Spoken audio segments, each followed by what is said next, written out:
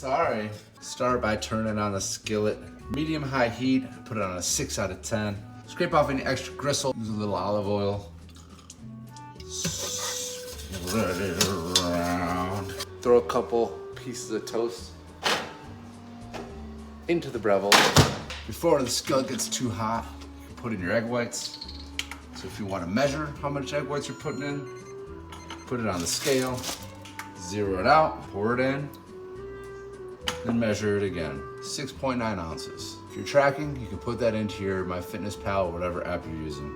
Cover the eggs and go chill for a minute.